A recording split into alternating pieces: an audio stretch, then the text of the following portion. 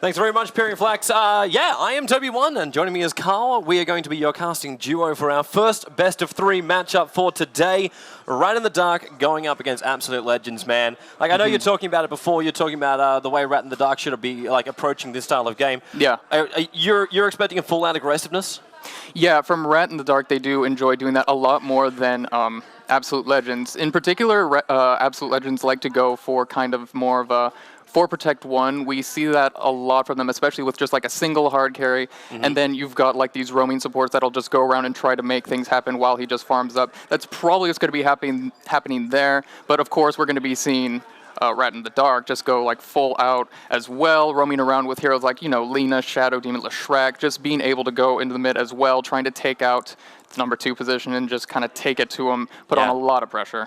Yeah, man, I am looking forward to that one too, because we are here at a LAN event as well, so there's talking about pressure. Like the crowd, it might be small, but I'm pretty sure they're going to get pretty vocal as our game's going to get on. And of course, we'll also be rather vocal. Luckily, though, Kawa, they're all wearing noise-canceling headsets, so we can say whatever the hell we want to here on the live stream, within reason, of course. But we are good to go. So it looks like Absolute Legends is up and ready. Rat Gaming also has attached their profile, so I think we're good to go, man.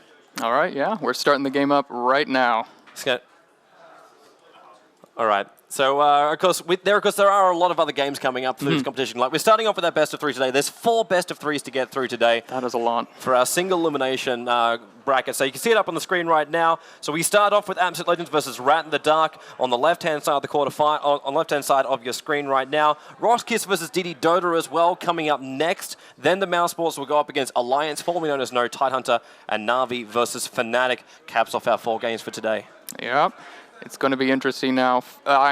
Like I said in that previous interview, it's looking pretty decent here for, I think, Absolute Legends being able to kind of bring it on home here. Going to be able to do pretty much a lot, especially with their experience that they've got at LANs in general. So, yeah. And also we have the game finally that is going to be going up here, so we're going to be able to jump into that relatively soon. Yeah, because they have started up the draft. Of course, you talk about Absolute Legends experience. Like, these guys, like Mania, Miguel, Miracle, Rise, just those 4 names have been in the Dota scene for a very, very long time. Like, a lot of people who have tuned into, like, Dota 2, and they've, like, started with Dota 2, like, their history will date back to, like, the International 1. Seriously. But you got to go back for all of these guys. Like, it goes back even further. Like, we're talking years before Dota 2 even came out, or was even comprehended to be created. These guys were playing the game. And, yeah, it's going to be, like, they show a lot of maturity, a lot of experience. They've been at so many different lands. So Absolute Legends, they'll be coming to this very cool Karma Collective. Rat in the Dark, though, like, they qualified in through the showdown with Virtus Pro having their problems with visas. They couldn't get here for the competition. So they beat TCM in their best of 3 in that playoff matchup. And really, like, they come into this game with basically no pressure at all. I don't think anyone's really expecting Rat in the Dark to say, yeah, come on, let's take 2 games in a row. Like that's not what's being expected of them. And that's actually, I think, going to work in their favor. They come with no pressure, no expectations, and that's a nice way to play Dota. When you're trying to attend your first LAN event, that's exactly what you want to have happen. You want to have no pressure and play the game that you want to play. Exactly. So already checking out these picks, bans going off so far for Absolute Legends side, we have them just taking out the Wisp immediately, as well as the Magnus. On Rat in the Dark side, they definitely don't want to be dealing with Batrider himself, as well as the PL late game. That would just be absolutely nasty. And already Absolute Legends going for that Nyx pickup, so going to be looking interesting with that one. Yeah, this is going to be, of course, LAN events, just so everyone knows too, like over the course of these 2 days, we could be seeing a standard meta. But what happens a lot of the times is when you work on secret strategies and you pull them out, most of the time you don't want to do it in your first game. In your first game, especially the first game of the entire tournament, what you're looking to do is just get a bit of a feel for what's going on, what your opponents want to try. Do they want to play aggressive Dota? Do they want to try something different? Are we thinking outside the box right now? And you go with what's standard. So you take out the Mag, you take out the Wisp. That's just standard kind of stuff. Wisp, I don't really even see him getting through it at a single point in this tournament unless someone is baiting him to come through. And then you're getting Batriders and Nyxes and Wisp all through in one big set. Like this month alone, it was like a 90% ban out of like all the matches I've been playing out across all the tournaments. So you're definitely right in that regard. Yeah, he's just such a great combo hero because he works with everything. And so in this scenario, he will get taken out. The Batrider as well as the PL being removed, as you're saying, no one wants to fight up against the Phantom Lancer at the end of the game. But the dangerous thing right now for Rat in the Dark is the fact that both Lone Druid as well as Nyx it's not a dangerous thing for Absolute Legends. It's the fact that Lone Druid as well as Nate's come up here for Rat in the Dark. So there's a lot of strength, it's a lot of pushing power as well, and it's a lot of good immunity that comes off from Rat in the Dark. Yeah. The bear can hunt heroes, Lifestealer as well. There's not a single ability right now in Absolute Legends lineup that will affect him if he's able to get his rage off in time. Because having that rage ability is basically like having your own BKB from level 1. And that's the way you can use it. You can run very, very aggressive with that one. And we go with a hero too, which I kind of feel is going to be appearing in almost every single game. Yeah. And that's going to be the Puck. Puck is...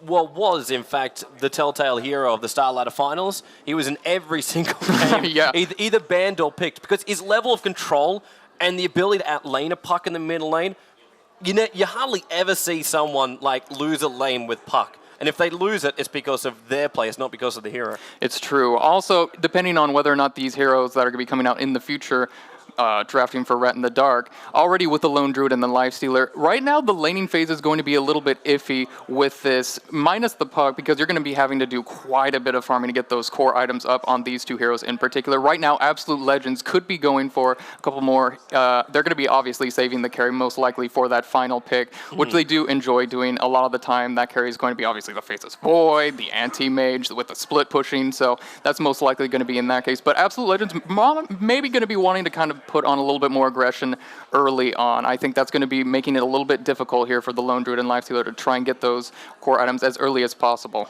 Yeah, well, maybe they will. Maybe they will. Maybe they will go full push out. And if they're going to do that, then you're going to look at a couple of, like I'm looking at Leshrac right now for Absolute Legends in their lineup, because you've already got the Nature's Prophet, and we always remember that old kind of pushing power that came with like a Nature's Prophet. You have a Leshrac, and then you also have something else like, well, what am I coupling up with? Like, you can go with the Shadow Priest, you can go with the Juggernaut with the Healing Ward, just something that gives you that extra oomph to get over the Tier 1 and then into the Tier 2 tower as well.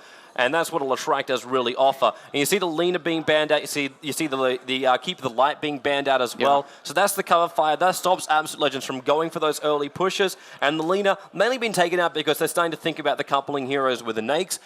More than likely, AL want the Leshrac, so they take out one of the coupling heroes and then just remove the other one. The other option, of course, is Jakiro, but very few teams really want to be forced into picking him up. Yeah, I know. I've been looking at that. They don't really pick up Jakiro as much anymore, not as frequently, and if they do, it would be actually either Rat in the Dark or DD as their supports picking him up, but that's only once or twice. So with that being done, we also see the final bans out here, Rubik as well as doing their homework here on Rat in the Dark. Anti-Mage not going to be picked up, as well as the Faceless Void and the Weaver.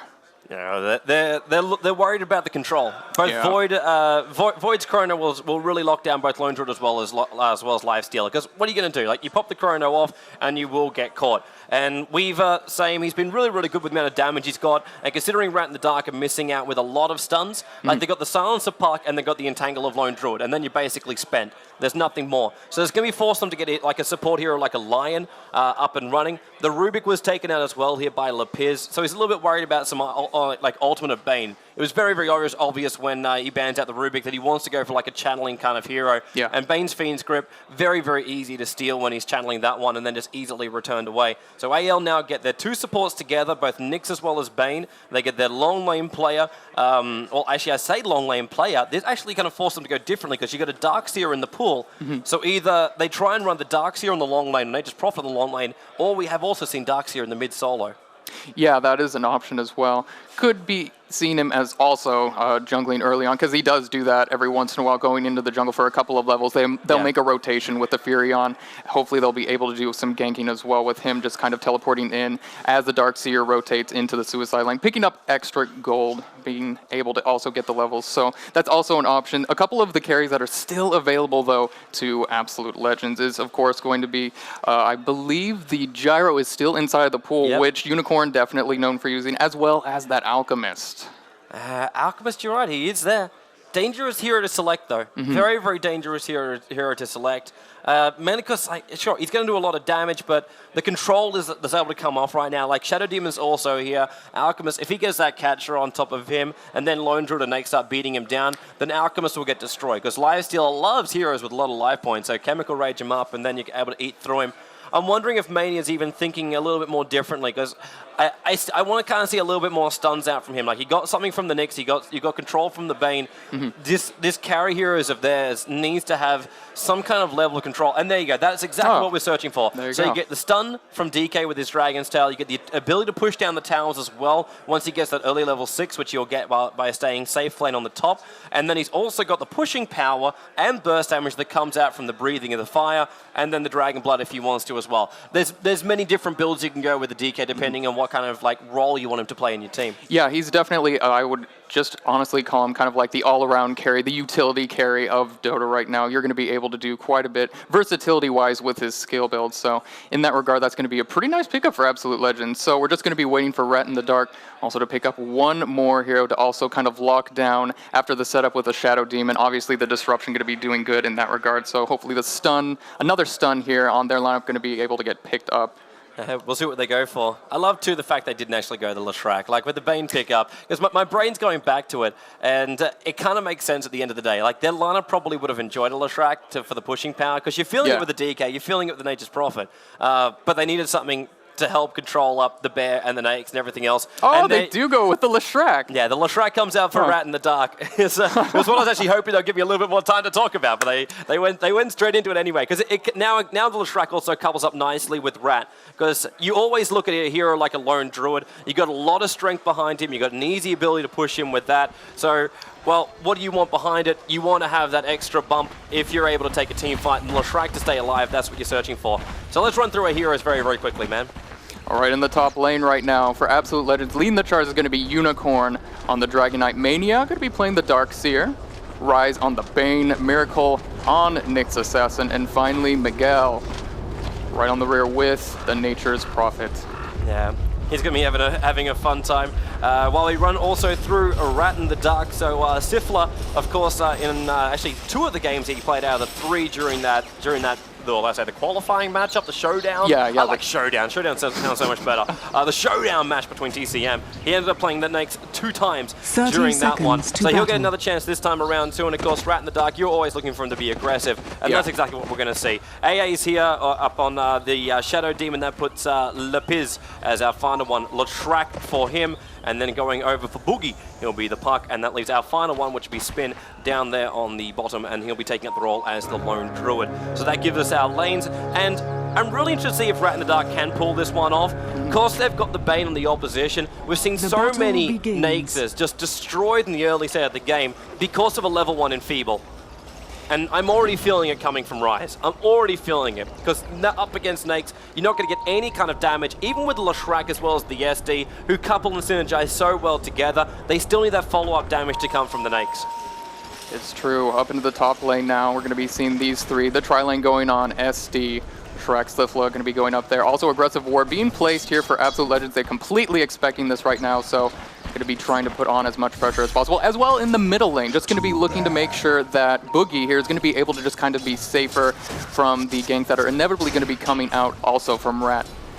Yeah, I don't think the Puck's really going to be too concerned about like what's going on here. Maybe he's able to catch out Miguel at some point, and when the SD and Leshrac rotate, as you're saying, like Rat move down there, they're going to be able to kill Nature's Prophet. It's a dangerous hero to run in the mid. As a hero, you'll only run if you feel enough confidence that you can actually keep that top lane there. Like Sifla, he knows that the SD and the Leshrac have to stay close to him, because if they don't, then, well, what are you going to do?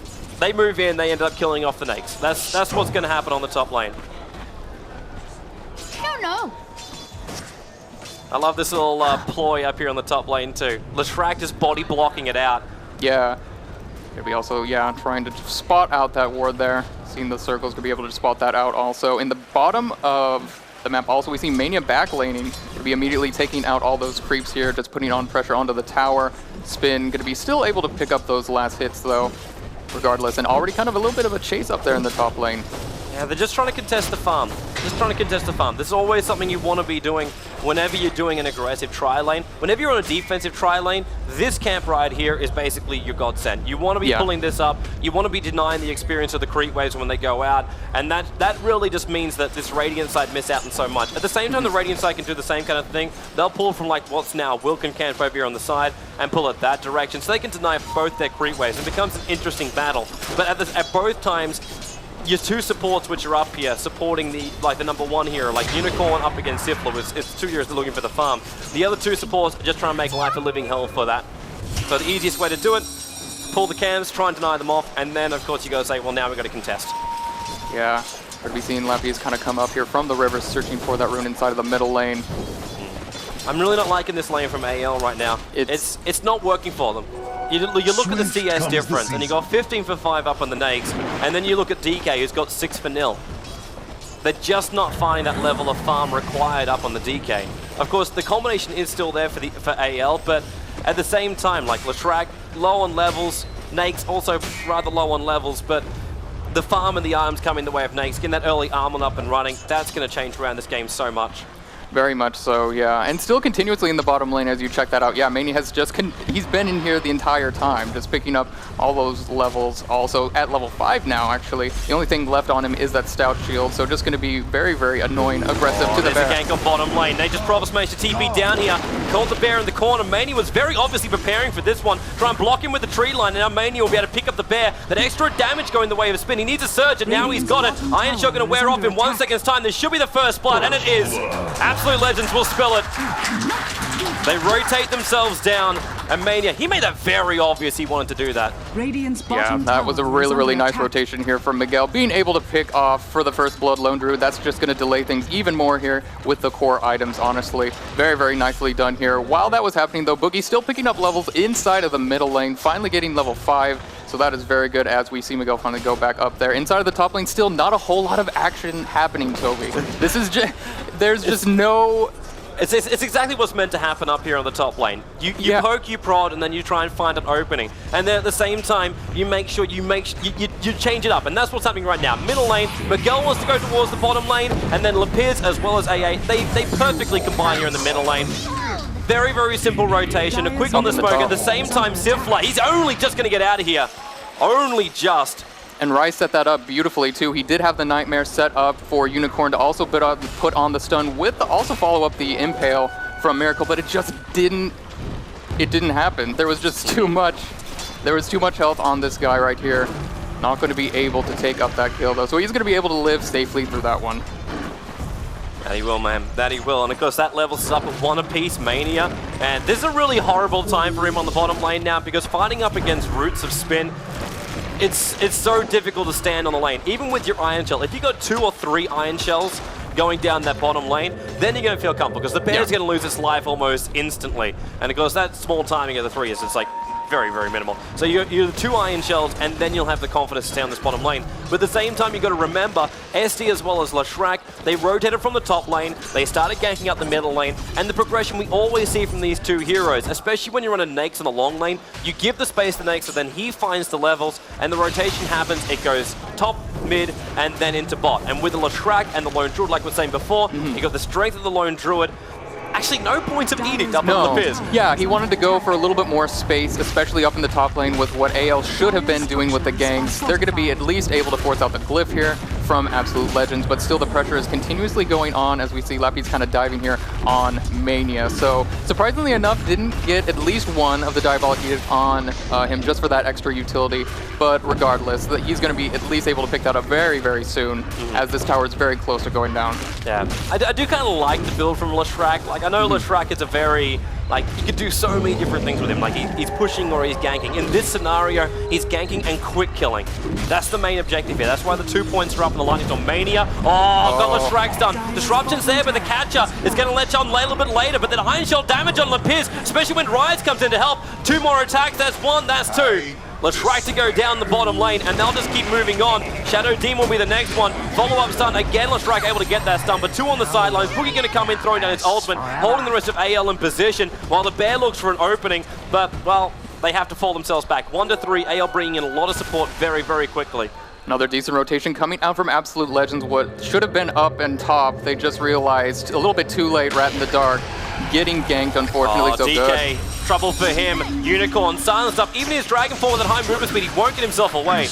Park able to take the last hit. Labiz helping out with that 2 points and lightning again, that burst damage coming their way. It was an interesting setup too, like DK got himself caught a long way out then. Puck just TP'd in, had a very, very delay on the TP, but still able to find the kill in the top lane. That they did. Inside of the middle lane now, we're going to be seeing Boogie return here. Also Fada. Going to be also just kind of harassing, picking up those extra levels, because he is level 3 right now, and that's a little bit unfortunate. Need to get a bit more of those levels, especially on the Soul Catcher to amplify the damage coming out from him. So hopefully going to be able to pick that up, though. Kind of trading now with Boogie into the bottom lane now. We also see Rise going to be kind of going down here, maybe looking for something on the spin. Still, though, only level 4. So once he gets level 6, once we see a little more levels, I honestly think this is going to blow out of control right now for Absolute Legends as they just continue to roll around the map and continue to try and gank Rat in the Dark. But even with levels, man, I'm not quite sure about this, because AL don't have that fantastic let's go timing, push, all that kind of jazz. And their timing of that, it's going to be a little bit off too, because Rat in the Dark, they've already got a great start up here on Spin. Like, Spin's down here with an Orb of Venom, Phase Boots up in his spare, as well as Tranquil Boots. He's fitting so snug down here on the bottom lane. Mania, even with help from somebody else, shouldn't be able to kill off Spin right now. Bear can turn around, a couple of lucky entangles, he might be able to survive this one. Rise came in, and then the double TP, Mania in a surge away. Very lucky not to get entangled that entire time being underneath the tower. At the same time, however, Rise will not be so lucky. He's silenced up, and then will actually stick charge up a little bit more, but the puck's already joined himself off. Deny! Oh, that was a sweet deny there by Rise. Perfectly timed. He's going to be able to not give any of that experience or gold. Miguel, however, will not be so lucky. No. He cannot escape himself from this one. I'm not even quite sure what this TP was meant for, but he will die behind the tier 1 tower. He TP'd himself in while his teammate was denying himself. Thought, okay, I'll help out here, and then all of a sudden just behind enemy lines and caught out. Things go horribly awry in that regard. So unfortunately, that is in fact going to be Furion going down once again. Another ward being placed here inside of the jungle here for Absolute Legends, looking for some form of gank, but like we just saw, it just does not happen, being turned around fairly quickly for Rat in the Dark. 4-3 right now for them, looking pretty decent. Trouble in mid. Silence, easy disruption. Very difficult to get the catcher off in this scenario, but he's still able to work. But then Spy Carapace, also difficult to follow up on a Nyx Assassin. You're always going to get stunned by that one. Prop the Dota skills. Denied. It's 4-3 now on the board, but technically it's 3-3, of course, with that denial on the bottom lane. Yeah, and it is going to be Rat in the Dark right now, economically. Oh, Mania. Entangle. He still decided to surge through that, though. Orb of Venom will keep him slow. If Spin wants to dive this, he can do so. If he gets one more entangle, there's no tier 1 tower. First hit, back for the extra space. Phase Boots on that bear allows it to keep chasing. But 2 hits and he couldn't get an entangle, so may as well just give it up, go back to farming up. And he knows just by doing this kind of aggressive behavior, Mania is forced to move off that bottom lane. Yeah, he's also very close to picking up the mechanism, also going to help out with just those team fights that should be coming out. And it was just, as you were saying before, it's a little bit difficult with their particular lineup to try and go in for those 5-on-5 team fights. But honestly, when you look at it, Rat in the Dark right now, still looking for those core items on Spin, on Nyx in particular. He does have that Orb of Venom, still have the Glove of Haste, but not a whole lot to show for it quite yet. Going to be going for the Armlet, so once that happens, then we're going to be seeing Syphila, of course, going to town, going to be doing quite a bit of damage. Yeah, that he will, man. That he will. I can already feel like they're trying to prepare something up here on the top lane. Yeah. Because they've got 4 Euros grouped up here while Spin's on the bottom lane. And AL say, well, okay, we can go with this. You want to try and push it on the top lane, you're missing from every other lane. And then, well, we now have a level 6 Nyx as well. Want to go ganking up. And Spin, he's just falling himself back because he realizes how many people are missing. That's the only reason he's doing this. Prophet Almost going to hit, able to get that follow-up stun. But the rest of AL, they gave up. Miracle was the only man who said, you know what, we got this, we got this, we got this. And Mania's like, well, I got farm on the bottom lane with the DK. Yeah, they committed a lot to that one, so right now, immediately, Rat is going to respond with that tier 1 tower up in the top lane, Glyph being activated, so at the very least, going to be trying to push that down, while in the middle lane, Rise nightmaring the bear, and it's looking like, oh, they were almost about to go for it, but no, that is not the case, and that will be a tier 1 tower going down. Yeah, this is a really nice rotation from Absolute Legends. I think they realized too the fact that Lepiz hasn't got a single point up in Edict, or else that tower would have gone down a lot faster. And then this kind of what's happening on the bottom lane. Unicorn's getting nice and close to this tier 2 towers, almost worth 1 hit just so the poison tick is there. But they know they can move, they can rotate around, they do have a lot of strength, they got a lot of support that can come in at a moment's notice, and when Miracle gets an opening like this, Dragon Tail stun to start with, then you follow up with the stun from Miracle. He might be entangled, but the Spy Carapace also helping them out. Lepiz able to get himself a double stun, follows up with the lightning, only hit on Mania though, so it's a little bit further out of range. But a simple kill on the lone druid, and he was a big one to take out too. That's 9.5 levels. He is 0-2 right now as well. It's just delaying him and his core items so much right now. Though they do have the most CS currently in the game, net worth a little bit lower than that, of course. 4th right now for him. It's going to be a pretty nice pickup right now for Absolute Legends as they tie up the score 4-4. Yeah, they try and keep it a little bit level. Of course, remembering that denial, there is still a slight advantage going the way of Absolute Legends by 1 kill. But there's really nothing. Like, you check out the gold, it's a little bit up for Rat in the Dark. They're up by just under 2,000 gold. And when they're 1 tower up as well, it's understandable. It's very understandable for that one. But the experience starts going the way of Absolute Legends. But the telltale sign is really what's happening here with Sifla. He's 75 for 6. He's walking around with an armlet. I love this too, and I notice he does it too. He likes picking up an orb of venom on a Nax. Really makes it so he can chase and always just keep that harassment damage going on the back of him. And then just stays on the tail, already with the armlet up and running, with phase boots as well. The wand is flying out to him on the courier at the moment. That sweet core item, the wand, as Aoi would call it. Yeah, Aoi always says that's the best item in all of Dota 2. And it kind of is.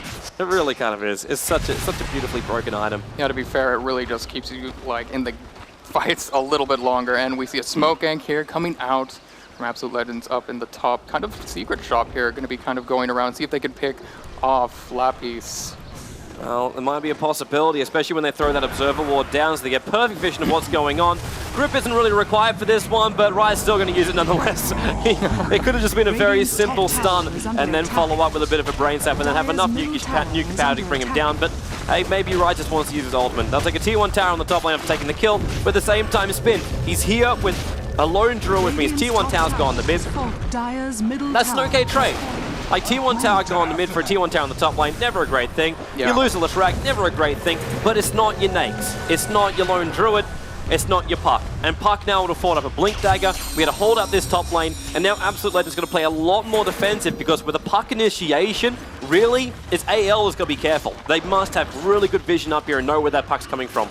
Yeah, the Dream Coil would completely disrupt everything right now.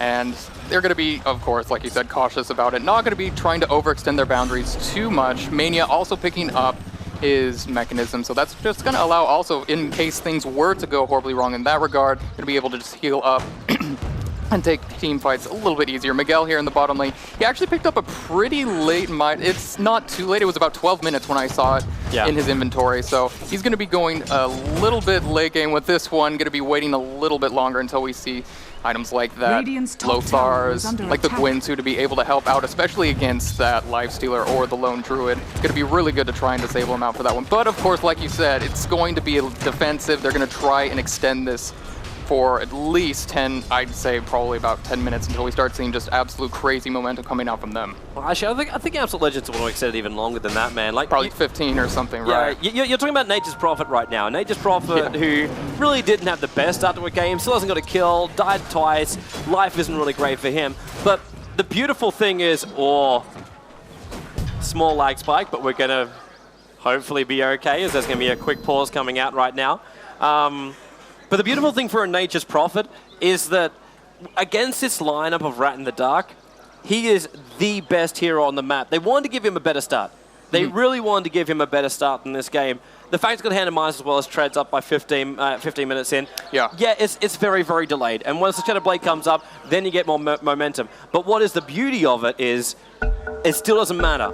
He's got 9 points up, he's got 3 points TP, 4 points up in the trees, which means moving around, he's able to just basically split push every single time. And Rat in the Dark don't have a counter this one.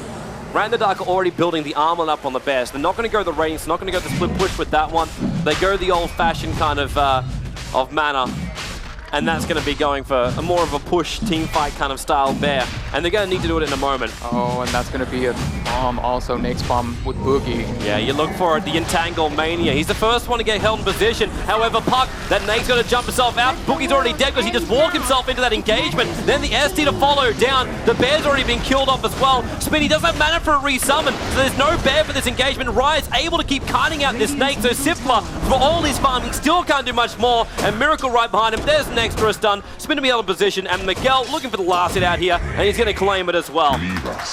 Very good fight for Absolute Legends. Great pickoffs. What would have been obviously that initiation that they were looking for with Rat just completely backs up in their faces. This is going to be a Roche. Yeah. This is going to be an Aegis, which is going to allow even more push. That's going to actually kind of bring that time where AL is going to be looking for team fights, bring it back a little bit more, even though we were talking about how they're playing defensive. With that, Aegis now going to be trying to put on pressure to the tier 1, obviously in the middle, lose a little bit of control there, as well as maybe even a tier 2, honestly. Yeah, but they don't need to force it though. They don't need to force it. What they did just then was really, really great. Absolute Legends, they go in for Roshan. They know they can slowly get it down because you got the trees to tank up, and then you got everyone else that's going to do the damage for them. But what made it kind of like perfect for them was the fact that when this entangle, so there goes Roshan, when this entangle happened on Mania, right in this spot here, Rat Gaming said, all right, we can go in. But Puck walked in and then died right here. It was fast. And when that happened, you're looking at it going, well, you're going up against high nukage. You got Dual Breath, you got Brain Sap, and then you got Nyx, who's also going to be stunning you off. If he gets some Vendetta hit, you take a lot of damage, and the Prophet Ultimate on top of that one. There's a lot of quick damage that can come your way. And that was what I was looking for, not from AEL. I was actually looking for it from the Puck from Rat Gaming. Because Puck has been like one of the most starlight heroes right now in the Dota 2 scene, because the ability to lock down team fights, you jump yourself in there, then you do the burst damage, you do the control, you get that silence off and running, you throw out your Dream Coil, and then everything goes your way. And that just wasn't there. And this time around, Boogie's going to be very, very cautious too. The pings are coming out saying where the hell they are, and Miracle is left wanting again. He just cannot find it. Yeah, he is going to be able to live through it. Still, the pings go off though. Boogie going to be spotted out once again from the top lane, though the Vendetta has expired for Miracle. Hopefully they will be able to latch on that, but like you said... All that is the grip. There's the stun, he tried Orb out, and there's the grip too. So easy lockdown, easy control. Very nice. And Boogie very, very far from home up on that top lane. Meanwhile, in bottom right now, Spin also continuing to farm up where he can. Also going to be seeing Mania here, going for, I believe, a Vanguard. Looks like the Vanguard going to be going on to him, just going to be able to tank up a little bit more with that take on the damage, the right clicks that are going to be coming out here from Spin. I'm wondering if it's actually just going to be like a casual vitality booster. Or maybe it could be that as well. I mean, he's got to keep himself in the fights to be able to continue to do up those mass ion shells, and also to be able to get up that wall just in case he is entangled, like we saw in that Roshan fight. Yeah, but he also could be that man of the people, for the people, and like you do that mech as well as pipe build up. Mainly going to spot the SD just walking out of the jungle. And Rat and the Duck, they really understand us. We get ourselves a little bit more of a lag spike. I think they really understand what's happening right now, that they have no control over their own jungle. No control whatsoever over their own jungle. Not only that, but also the top lane, the ward still being up there. Also on the Ancients just being placed. So yeah, they are definitely focusing, I would believe, more on that middle lane right now. It's the choke points. Yeah. It's the choke points. Like Rise just points another one down. If anybody moves inside the Radiant jungle from Rat Gaming, they'll know about it as long as they go, well, basically, if they're deeper inside the jungle, then they'll know about it. Normally you look to see a more aggressive wars like being next to Spin right now around this spot, and you're able to see what's going on when people enter the jungle, and then you're able to prepare a little bit earlier on. But AL, maybe it's just like medium aggressive wards, if you can class it as that. Yeah, I guess honestly, that'd be probably a better description to call it right now. So, with that, yeah, also continuing to just farm up right now for Red in the Dark, just slightly. They're all converging into the middle lane, though, kind of de-warding also. To be able to spot those wards inside the choke point up on the Ancients are going to be taken out. Also in the bottom lane, though, that is going to be the make or break, I feel. Once they get like a pick off, if someone's trying to farm in there, like you were mentioning before, it's like, that is the go. That is the green light for Absolute Legends to just push in and take out that tier 2 tower. So they're going to have to wait a little bit, though. Well, Boogie's already doing the right thing. Like, they realize they're being warded up, so what does he do? He picks up a gem, and this is also going to help him with the Nakes, and also help him with the Nature's Prophet. You're running 2 Invis-style heroes, and Miracle, oh man! Oh, Boogie! He blinked himself up and thought the Dream Call was going to be in range. He really thought that was going to be in range, and it was not. And he couldn't get himself over the hill. Could not get himself over the hill. And now we'll try up on the top lane. There goes your gem, giving vision on Miguel, trying to hide inside the Sprout. The silence will be there, and they just use a TP scroll. Miguel throwing everything his way, but he will still go down. Still able to do the damage. At the same time on the bottom lane, Lapid's getting called off, soloed by Miracle. Just walked in, but it looks like it was the end of the Vendetta. So it's a 1-for-1 trade at the end of the day. Yeah, and that was the means for them to go now for this tier 2 push. Finally being able to pick off those 2 heroes. Very, very nice. Though Puck with that really nice pickup off in the top lane, and the gem also to spot off the Lothar's Furion. Going to be really nice to kind of just bring it onto an equal level. Still 5-11 right now, and it is just looking like Rat are kind of caught with their tail between their legs. Yeah. No pun intended. No, the pun can be intended, I man. guess. That's fine for the pun to be intended. Bottom lane, AL. There goes tier 2. There goes an easy tier 2. And if they want it, they can force a little bit of pressure on the tier 3. You see Unicorn's farm. He is feeling so sexy right now. And I love his item choice. I love his item choice. Like, instead of seeing the DKs going around with the armlets, he's going to go straight into Assault Cuirass. Straight into the AC. And this gives so much, like, a high level of aggression. Same as we talk about aggression. Spin's going to go down in the middle lane. The Sprout went off, and then the trees just to hold him in position. It's long enough for the extra support to come in from the side. And that's the Lone Druid going down. He does have a resummon on his bear, but it's still 43 seconds on the sideline, which means now tier 2 tower in the middle lane has to be forfeit. That is going to be forfeit, unfortunately. And yeah, just Spin right now looking for any way to be able to pick up some more farm, to be able to get some form of item to be able to just put out more damage, but it's just not happening. AL right now on the offensive, picking up heroes left and right, and really it is looking very nice for them here. Hopefully though, Rad is going to be able to try and look for those pickups like we saw before in the top lane. As long as they're going to be able to get maybe 1, 2 at the best kind of pick-offs with that bomb from the Nake's puck combo, maybe someone else from behind as the Lone Druid continues to farm. That would be very nice for them to pick up a little bit of extra gold as well as that experience. Even a tower would be really nice right now to just kind of bring them back into this game because they're just really far behind right now. Yeah, that they are 7,500 worth of gold and about 12,000 worth of experience behind is how far behind they are. They do need, well, they kind of need is a mistake from AL. That's what they need from AL. They need Nature's Prophet to basically TP in suicidally, get caught underneath the gem, but then again at the same time, yeah, Miracle's calling it out too. We're seeing it on our screen. And he's 100% right. There's some issues with, I don't know what issues, but I'm pretty sure the guys here at ESL will be poring over everything to find out what's going on. They are, people are running around. See Danielle wandering, trying to fix things left and right. It's happening. Luckily, we have the beauty as commentators where we can just keep looking at the game as just for the game. Yeah. And let the tech boys worry about the tech kind of stuff. So we are 23 minutes in, 5-12, and yeah, let's back to what Rate Gaming needs to do, man.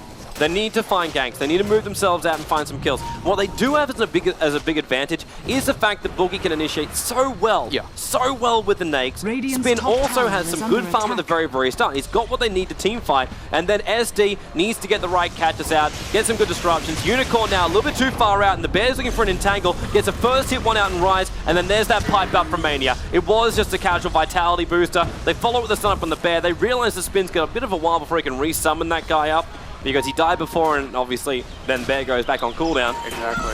But they can't find an opening here, and this Bear's doing very minimal damage. Now the fact that Enfeeble is also at level 4. Oh, Bear comes up. There goes the puck. Initiation in. Rise trying to pop that Ghost that took a lot of damage off the side. Lapis to go down to. Problem going to have a bit of a fly, but the Vac comes out, and then Miguel sits on the back end. He's just cleaning up the end of the mess, and this is just, well, Miracle with a double kill. Spin corns at the trees. Miguel actually using the Shadow Blade so he gets the bonus damage out, and that's going to be 6-17. Absolute legends cleaning up on that top lane. It's a bit of a jumpy fight, but it's there. It was a bit jumpy, unfortunately, but yeah, that is the best initiation that you can do right now when you're on Rat, and they were able to do it with that blink in, with the Silence Dream Coil coming out from Puck, but at the end of the day, it was just, there's too much health and armor coming out also from that Assault Cuirass on all these heroes, so they weren't able to take them down long enough. They just didn't have enough DPS also. So it's just, at the end of the day, when you try to go for team fights like that, when you have, like, you know, a really good initiation, honestly, it's just, it spells a lot of doom, unfortunately. Yeah. Rad Gaming, they really asked for everything they could get when they jumped in just them. Yeah. And the fact they managed to bring down the Bane as early as they did was just so perfect.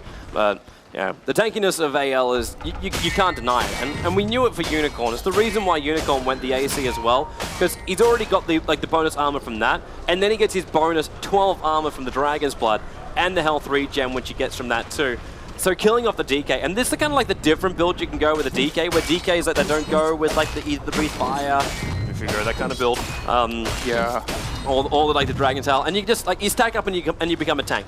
makes it very, very easy during the very early point of the game. Like I'm talking even like pre-10 minutes, where you just like go underneath towers, and you have the kind of like the confidence like Night Stalker would have during his first nighttime, where diving towers is no problem. You're like, yeah, come on, my wings are open, I'll just fly on straight past. With the DK, well, if he's old form, then yes, he can. Whoops, he can use the wings as well. Smooth, very, very smooth. But AL, I'm also wondering too when they want to push themselves in, because they're still going up against that initiation. If Rat Gaming, like they forced the engagement on the top lane. They forced the engagement up on the top lane. They want to try and take it, and well, imagine what that would be like if they're trying to fight from inside their base.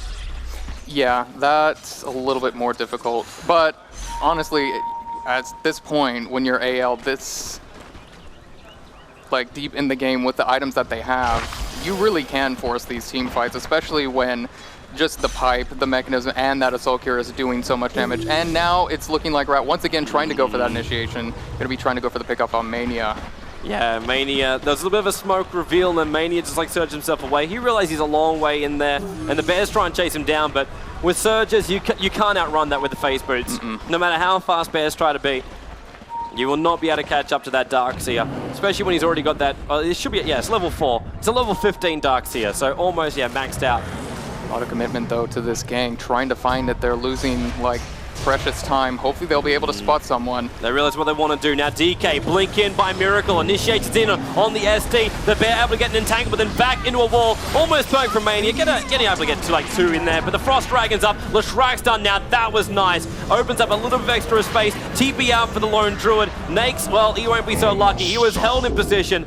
Miguel gets a little bit more of a high ground kind of vision of it all. And it goes 6-19 now on the board. Nakes and SD down, and this has to be AL doing damage to the tier 2 tower, and possibly more. They should really be looking to actually, even if they can't bring it down, damage that tier 3. I think the tier 3 at least would be pretty good in this regard. They've got another 30 seconds until the Light Stealer is going to be able to be taken out. Look at how fast that's even melting as well. So honestly, would be seeing that no problem from them. And even if they are feeling like being cautious, which is something that Absolute Legends does like to do, kind of backing off a little bit is something that I wouldn't be surprised as well. Miracle. Love the aggression, the Strom, and he pops Spike Carapace, almost looking for a stun. Nice back in. Then he can follow up with a stun. Able to get Lapiz as well as the Bear stunned up for the moment. And there's your dual breath and brain zap. Instantly removes the life points of Leshrak. The Bear still tries to fight it up. And Mania was actually doing more damage to the Bear than the Bear was doing to him. Because again, that level 4 Enfeeble is up on it. It's doing 73 and then minus 56 damage. It's horrible for Bears all round. And 6-20, they don't get the racks, but they fall back at the right time. Nakes is back up on the field again. AL's already nice and far ahead. They don't have to worry too much. Like even Daedalus is getting closer and closer for Unicorn if that's what he wants to buy up. Rise walking around with his Ghost Scepter at level 11. Mania, he's got another 1900 gold there. Miracle, looks like he just spent some decent cash too, and that's his Ghost Scepter as well. And Miguel, Orchid's up on him, and 3.7k worth of gold on that Nature's Prophet. About to become more. So not only will you have buyback, you've got so many options to go with the next core item that he wants. It's just really nasty. And honestly, if they do want to push the high ground in this next fight, they can do so because they do have the darts here. What we saw in that last engagement in the middle lane, what you can do. Top lane, nice blink as well as stun. Needs to be some more follow-up damage, and the Orchid Boogie will pop from this. They know he should be go down, but maybe one chance to keep him alive. In fact, it does do so. Phase shift out of the damage too, and then goes in from Miracle. Oh, nicely done, Miguel. Fantastically done, Miguel. Get your teammate killed. Miracle's going to try and run himself out of this one, but Stifler, 3 is to do the job. Nature's Prophet won't be as lucky, or maybe he will. In comes Mania. Now he'll save the entire team. Wonderful wall is down there. Lapiz popping off the pulse. It's actually able to bring down the Nature's Prophet. But then again, at the same time, Frost Dragon is more powerful than all, especially when the Fiend's Grip is there. Able to get the Infest off, so Nake's alive for the moment. Lapiz locked in the corner. And now they're going to find the Nakes. There he is. There he is. This one, that one, right there, right there. And there he is, jumping out. Rise, is he going to look for a Nightmare? Not while the Rage is up, and they're not going to dive it. They'll just look towards the tower. AL just took a really decent fight. It was. I think it was a trap. Miguel obviously was purposely getting his teammate killed just so they would engage. The best bait I've seen so far in this tournament, even though it is the first match. That is going to be very, very nice for them. So they take that Rax, and honestly, when they were able to take out Miguel in that fight, he immediately buys back. He's got even more gold than what he had before that team fight, already looking at 4.3k, so he could still go for that next core item. He has time left on the buyback, but still, right now, with that Rax down at about 30 minutes, it is looking very, very dark for Rat in the Dark. Yeah. God, I don't want those bad puns, but they just keep coming out. Yeah, you can't help it, man. Whenever you Jeez. cast with me, it's like a disease. It's just going to happen, man. It's contagiously good. Ugh. But we're 8 to 24, 8 to 24. And really, Rat in the Dark, they are just so far behind right now. But they're not giving up. They're not giving up. Of course, the way that this works, it's a single elimination game. They'll bracket. So if you lose it, well, you're out. That's just the way it works. So if you lose today's game, we eliminate 4 teams out of the 8 today. That happens today. And you're like, well, we may as well force this out as long as we possibly can. You know, we're going to have a good time. Let's see if we can go out there. It's not over till the fat lady sings, and, well, there's a muzzle out somewhere in the crowd. Somewhere. BKB now up on Nature's Prophet. The push coming from bottom, inevitable. They really got to be careful with the positioning here. Lapis, once again, way too far out. Could honestly just get vacuumed and then stunned in there, like we saw before, but that is going to be right now. The tier 3 being knocked on down. The thing I'm more worried about is that Daedalus hit coming out with a splash damage from the DK. There's the back, there's the wall. Nice disruption on the DK out, then into his Dragon Form. And look at Boogie, 3 hits to remove him. Then the Fiend's grip up on the Nakes, but Unicorn standing his ground. Miguel with the BKB. This will be bottom racks. The Nakes will buy himself back out right now, but they're going to dive in deeper, looking for spin. The Orc comes off cooldown in a moment, and that'll probably go on a Sith Flood. They've lost already way too much, and there's the GG call coming out. Absolute Legends will take the first game here in the best of 3 matchup between themselves as well as Rat in the Dark, the replacements that came in for Virtus Pro, who had their passport issues. But that's only game 1 of 3, man. That's only game 1 of 3. Rat in the Dark, obviously, the land pressure is on. You got people watching you. You got your opposition just only like a couple of meters away from you. Yeah. You got to put it out of your mind and come back in for game number 2. Remember, they don't have the pressure on them. Nobody's expecting much from them in this one, but that means they can do more as well. Indeed. And yeah, after that game right now, they're going to need to probably put a little bit of a change here on just what they were trying to go for before. And honestly, in a lot of the engagements, you know, we saw they got a couple of good initiations off with Boogie with that Nake's bomb, but at the end of the day, it just wasn't enough. No. They just gave away too much farm to Absolute Legends, so they were able to get those core items up. It just, at the end of the day, it's gone. It's done. Yeah. They couldn't live long enough, even through that last team fight where Puck tried to initiate in there. Yeah. The bomb explodes, just 2 hit, and he's gone. Yeah. So when you're that far behind with all the core items, with the farm, with the levels, it just, you melt. You try to do the initiations, it doesn't happen, and then you're kind of left licking your wounds. And right now, Dragon... Oh, and if you're looking for like a key point of that was when the Puck tried to initiate next to the Roche fight. When that Entangle went off and they fought around the Roche fight. For me, that was the turning point. Like, there was already a little bit of farm coming off. They shut down the Nature's Prophet to an extent. Yeah. And he needed more space. And that fight around the Roche pit, that bought the space for then everything else to happen. And at that point, you had to say, okay, we overcommitted, we lost our advantage, and like even the tri lane actually worked very, very nicely. Like, DK didn't get a lot of farm out that one. Nake's was looking really, really good. He was. But it's amazing how just one fight can just change so much momentum. And when you go 4-0 against you in a fight, that kind of momentum is really, really hard to pull back. And you needed space to do so, but the momentum actually made more space than they just profit. And then it was just space galore for Absolute Legends. Exactly. Yeah. So that is unfortunate for them. So hopefully we are going to actually be able to go into Soy relatively soon here. Yeah. Next coming moments. But yeah, after that game, I'm really looking forward to how Rat is going to be able to kind of bring it back in this next one. Hopefully they're going to be able to change it up. Yeah. Kind of show us a little bit more of their style. I'm looking forward to it as well. And I know we're actually about to jump ourselves over to Zoe, a wonderful host. She's actually managed to find a couple of members of the crowd to have a bit of a chat to. So, Zoe, what's up? It's yours. All right, guys, we are back here for the RaidCall EMS 1 Spring Finals. We're in wonderful Poland, man. We're in wonderful Poland. And we're here for our first best of 3. The first one, of course, going to Absolute Legends in that one fairly convincingly. Going to be waiting for the players to join in here. We're just looking for one more. But in the meantime, right now, Absolute Legends right there looking very, very strong. Hopefully, Rat now is going to be able to, bring it back. Kind of do what they do best, which is, of course, that early aggression. And hopefully they're going to be able to kind of bring on that pressure to Absolute Legends. Yeah, but their early aggression, of course, as I said at the very, very start of game number 1, that Bane it's so difficult to do early aggression against such a hero that in Feeble at level 1, you cannot do anything with your main damage dealer. Even with the SD and the like Lashrag, you have them all together and you look for the burst damage. So that's why they went the lightning. They decided to try and still go with the aggressive lane, but they tried to do it with the 2 supports doing the damage and they sustained on the front lines going, you can't run it with that one. Either you ban out the Bane if you're going to try and go for an aggressive tri-lane with the Nakes, or you accept the fact that you cannot do it. That's the only other options. But then they turned it into something else. Like it turned from an aggressive tri-lane into controller farm. Controller farm is for them what they tried to do. Yeah. And that worked nice. That worked really nice. But there was no follow-up from that one. They needed to get the kills on the supports. And when they contesting the pull, there was no kills that came from that one either. And you've got like a fantastic initiation style hero, and they couldn't find a kill from that one. I know. They needed to destroy the Bane. They needed to destroy the Bane on the top lane to make sure he wasn't going to have any kind of presence in the game whatsoever. Not just the DK. Like the DK comes to front lines, you're like, well, we can't kill him unless the Bane is dead. It was that simple.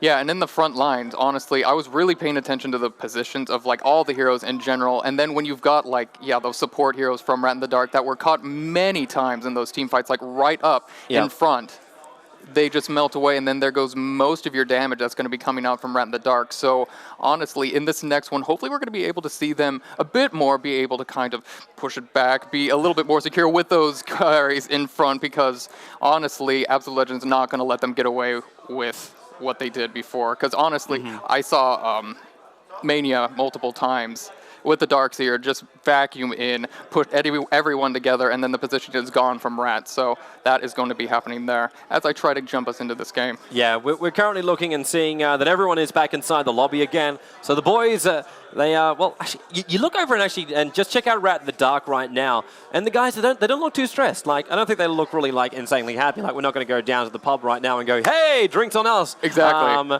I kind of style. But I kind of like the fact they don't look two-faced.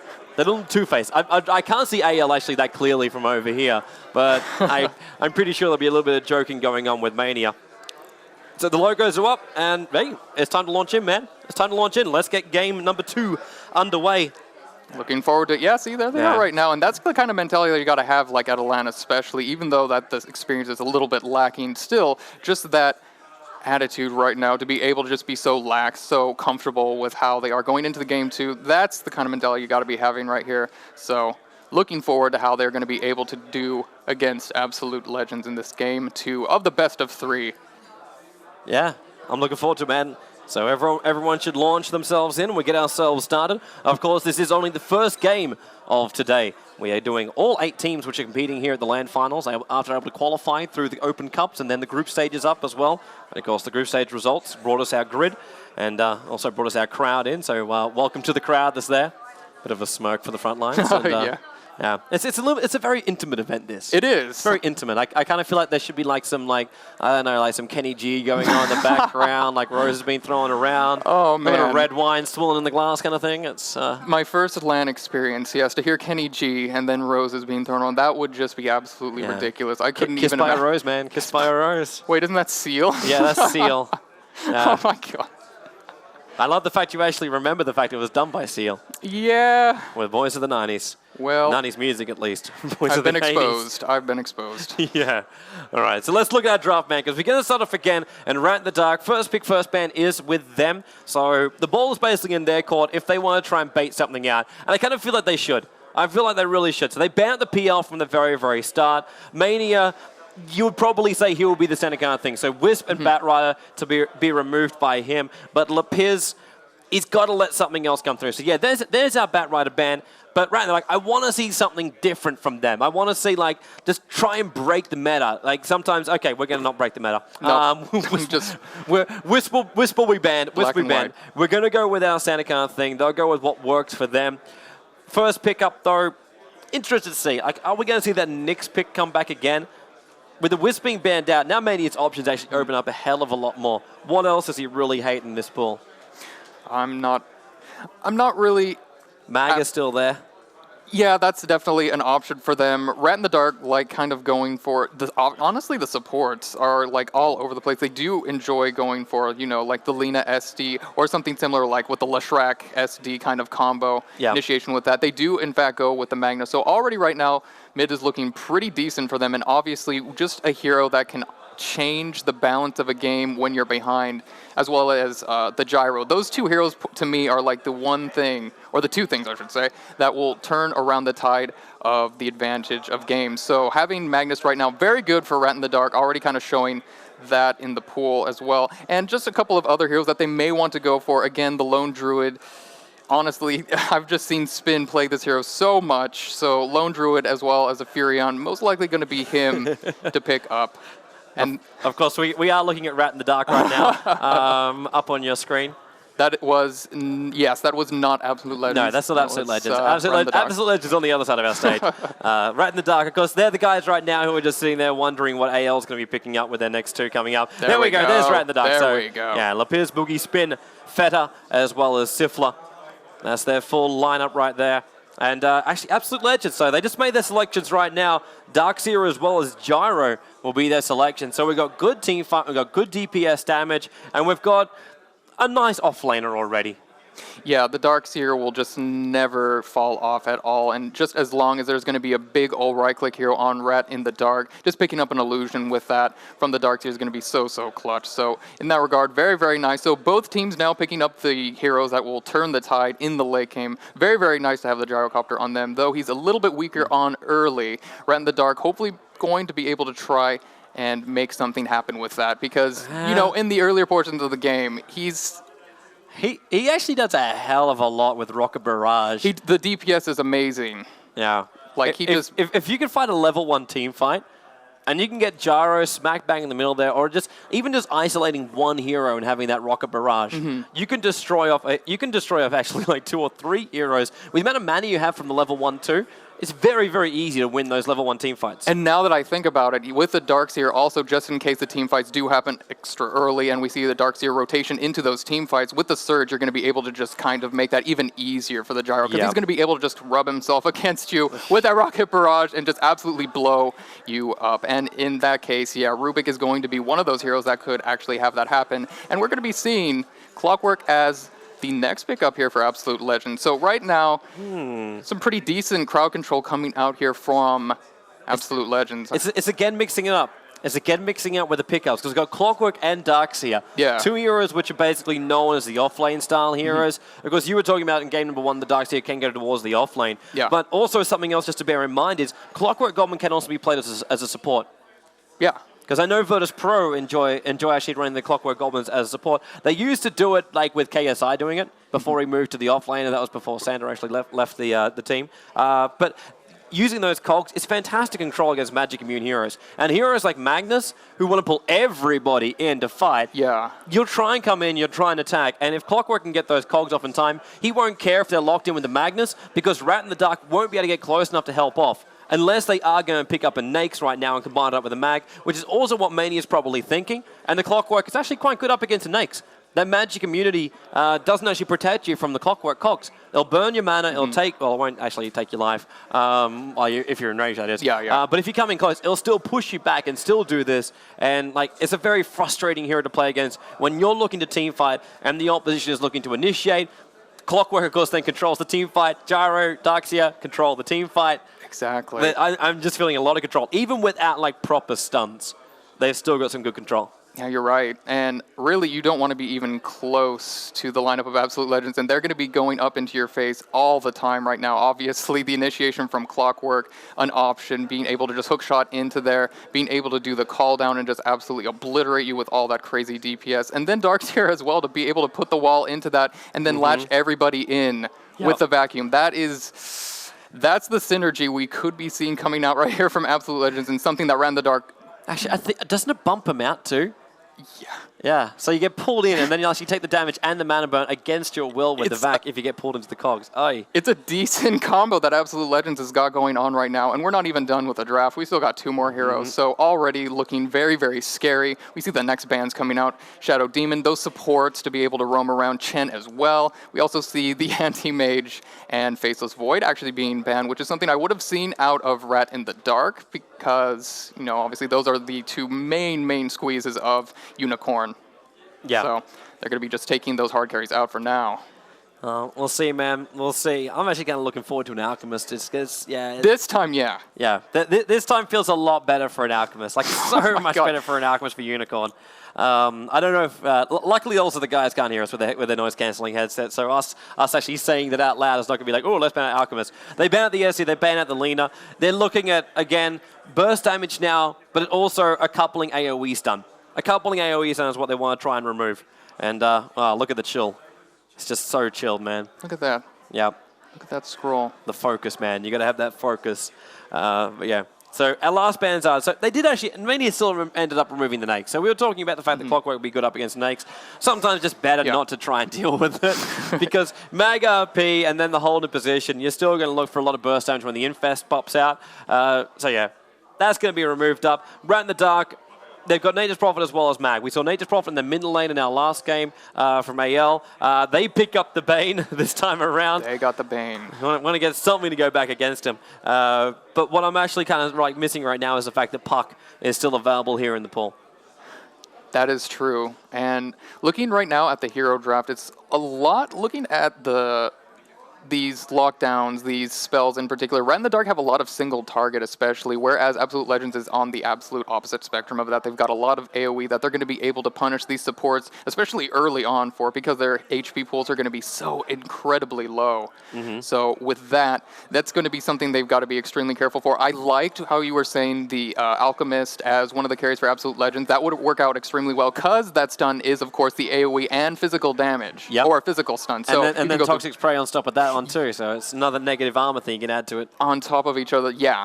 I really, really like that. Yeah, it's a really nice combination for them. The question, though, is for Mania, like, he doesn't need to pick it up now. He does need to pick it up now. Rat in the Dark, it's a very low chance that they will try and pick up an Alchemist. So the other way to do it is just, wait for the last pickup and then, pick it up in that 5th selection. Shout out to Admiral Bulldog sitting out there with a little bit of the Fnatic boys behind. Got the players who are just chilling themselves out watching these games as well. There's also a little bit of a training area over on the side there. So the players, like, you can see it on the left-hand side of your screen right now. Yeah. So the next teams are already warming up over on the side. It's actually a really nice setup here. Like, you got some nice place for the players to sit. Yeah, so for the small crowd which gets to come in, got a nice big screen up and running. We're sitting over in our nice little corner as well with sewing Imperial flags in front of us. Yeah. And then the players can just come in, chill themselves out, warm themselves up before their game, and then head downstairs. There's also a bar down there, wonderful restaurant. Oh, yeah. Loving this place, man. Was liking that last night. And on the way out, you pick yourself up some dermatology samples, so it's great. Exactly. And Imperial Flags is probably going to have a couple of bits about that in the future, but take it home to his wife and kids. It'll be great. We need the next actual pickup for Absolute Legends is going to be that Shadow Shaman, which we've been seeing a lot more lately. And this is actually Miracle's hero. It's going to be a really, really decent support to be able to kind of not only just push down towers, to be able to have kind of a decent lane presence. You're going to have so much disable right now on Absolute Legends. This is just insane. Yeah, it's an old hero of Miracles. It's a really, really old hero of his. I love to see it. The only thing we need right now is like SK Mania, and I'm going to be like happy as Larry, because that was his style hero. Rat in the Dark with their last pickup. They're going to go with the Lone Druid. So again, like, it's some good tank ability. Lone Druid and Mag together. They got some things, and Spectre. Absolute Legends will go with Specky as the final selection. I'm interested to know exactly what synergy they're looking for here. Because for me, it's a very, like, an iffy kind of thing to see the Spectre picked up. Because normally, like, you look at teams like Alliance play this, and they couple it up really nicely with different combinations. But this one, like, what's the combination we're looking for here? Is it just like, I could farm on an offlane, ulti in, and then all of a sudden, team fight? Yeah, I'm looking for it right now. I mean, the dagger, of course, going to be able to just kind of shoot through everything as an escape mechanism in case Rat in the Dark ever go for kind of like a pick-off. If they try to even focus Unicorn, that desolate damage in the AoE. just the AoE in general, just speaking about that, is on AL side 100%, and even if they try to go onto Spectre right now, that is going to be brutal. Yeah. Yeah. Unicorn, I wish you the best of luck, man. I wish you the best of luck. He doesn't have a lot of help here. He really doesn't have a lot of help here as far as like combos go. But what he does have, and this is the other thing to look at, like you look at heroes from Rat Gaming. You got Bane, who is going to melt if there's some good damage up on the Spectre, and because he's gonna pop off his ultimate. When you got this wonderful thing, and I mean, oh yeah, Desolate, the Desolate with a bonus damage of 65. You catch one hero by themselves, and like Bane, he sits out by himself. He's going to take that bonus damage no matter what. And then you've also got Rubik. Not a lot of life points on him. He can't sit at the back end of the fight when the Spectre ulti goes off. Mag, he wants to jump in, but the second the Spectre ulti comes off, then you're going to have him getting hit, and then there's going to be no Blink Dagger if he's got that one. So we cannot jump into Initiate, and then they just profit. He's great for split pushing, but what's great for stopping split pushing? Pop the ulti, and you'll be wherever Boogie is, and you can follow him through the tree. Sprout won't stop because you just throw the dagger and then walk through the tree line. It's absolutely fantastic, man. I love it. I love the pickup, but I'm still worried about the laning phase. That's always Spectre's weakness. It is, honestly, and really he's going to be kind of doing the 4 Protect 1 that I was mentioning a couple of minutes ago. I guess you could say maybe an hour. Really, you're going to be looking to try and kind of roll around, try and go for those team fights a little bit earlier, while the Spectre is going to be farming up at least 1 or 2 of his core items. We're definitely going to be seeing this lineup from AL rotate around, try and take the team fights early on. It's going to be working extremely well for him, but of course you do have Rat in the Dark with the Magnus to be able to focus with that. But honestly, unless they don't do extremely well in the laning phase, you're going to be seeing a very squishy Rubik just go down immediately. The amount of DPS that's going to be coming out from Absolute Legends, as well as the Bane. Yeah. And I'm interested to see. I am interested to see just how well Rat take this. But at the same time, like we're talking about Absolute Legends with their strengths. Rat Gaming, I say Rat Gaming, Rat in the Dark. Rat in the Dark, like they've also got fantastic control. They've got good strength. They've got good split push. They do. Even though there is the counter from Spectre, that Haunt is a long cooldown. So you can't do it all the time and kill them off. And then sometimes it can also be a bait. It's all down to Rat's execution. How well they do in the early lanes. They did very well in the last time. They did very well in the last time. Even up against freaking like Bane with Enfeeble. They did very well. That's also something to point out. The Enfeeble coming from Bane, if he levels that up even earlier, Gyrocopter's not really going to be hitting for a whole lot at all. I mean, really him or Spectre, it kind of depends really, but with that regard, we're going to be able to finally start up the game here. We're going to be seeing most of the Radiant here inside the bottom lane with that aggressive little ward being placed inside of the jungle. Man, I love this. I actually love this again. That Rat Gaming, they will not give up on it. They run an aggressive tri-lane, but this time an aggressive tri-lane which we don't normally see. So spin up as the gyro. Oh, this is not going to be too nice for them. Miracle can just harass him a little bit from here. And Fader. Oh, Fader. He's able to get that little bit of stun. Miracle picked up just on the edge of the cliff. Oh, and they knew that ward was going to be there, but unfortunately it's too far back out of the range of the sentry that they just placed, so that's going to be very nice. Yeah, that's going to get some really good vision, and this allows this aggressive tri-lane to work so much better for Rat. Even though Miracle is spamming out harassment damage, it's shock at level 1. There's no extra control which you're getting out from this one. And Lapiz, Spin, as well as that Bane, they know everything that's happening to this side of the tree line. So Ryze, who's trying to be a little bit like a bit of a sneaky little devil off here on the side, it's not going to work. And that vision for the Dire Ward, it stretches down and you can see the pull point. That's the pull point right there. So when that happens, even if the stack is not seen, they'll still know what's happening when the pull happens. And that means Rat, they're able to contest. And I was talking about in the last game, it was the one major fault of Rat. They didn't contest well enough. They weren't able to stop the pull. Or they weren't, they couldn't stop the pull of Absolute Legends up on the top lane before. No, I know what you mean, yeah. And that also obviously going to be helping them out very nicely. Luffy's taking a bit of nukage to the face. He's going to have to back it on up right now. Meanwhile, inside of the middle lane, Miguel is going to be able to just go for levels here. Hopefully not too much harassment going his way, though, Boogie. I do like the clock in the solo mid. I do as well. Usually what you'll be seeing is, from most players, you're going to be seeing the max on the Rocket Flare. One of the only players that I see early on get the Battery Assault max is Bulba, of course, but not going to be seeing that here, I believe, coming out of Miguel. Usually he plays it the max out of the Rocket Flare, which he does. that's going to be happening. Even this like lane choice, it's such an interesting lane choice by AL. The fact they got the clockwork in the mid, and then they go creep skipping again with the Darkseer. For them, it just must feel a lot more natural to do that up against a lone druid, and it is a lot more stable than what can happen with the Clockwork Goblin. And the Clockwork Goblin, if he was in the lane, then you see like max batteries, not like you're talking about. Yeah.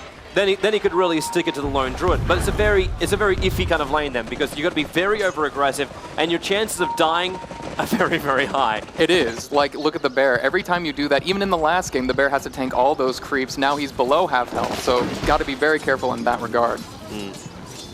Seeing Rise as well as Miracle, just holding back behind the Tier 1 tower now. And Spectre, this is kind of like the problem down here. Spectre's a very, very passive style hero.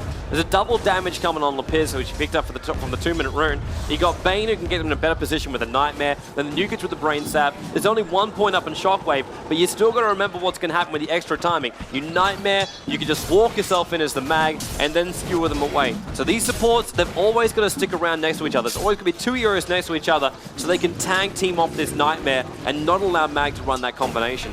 Yeah, that would be absolutely nasty, especially if the supports were to be able to get caught off in that. They will block it with that ward placed off to the top left of the camp, and they will contest it though, being able to just use shockwaves, continue to pick up those kills where they can, and already a Nightmare going on to Rise. Yeah, they're just trying to hold him away, man. Yeah. They're just trying to hold him away from this camp. It was a double Centaur stack. Miracle, he even used Shock to make sure he can get one of the last hits there. Because Rank Gaming, this is like easy experience for him. There it goes again. So he used a secondary Shock to grab both the big Centaurs. So AL, the pull still worked for them. A little bit of time wasted for ran off the lane, and that bought time for Spectre to get some last hits. But on this bottom lane, like it's 12 for 3 up against a 13 for 2. The 2 farming heroes on this bottom lane are basically neck and neck. Then you check out the middle lane. Miguel 14 for 10 up against a 15 for 5. So this is actually a better lane for Miguel. You see him up at level 5 already, level 4.5 for Boogie. He gives experience when those trees die off, and he also is getting denied pretty badly with 11 denies from that Clockwork.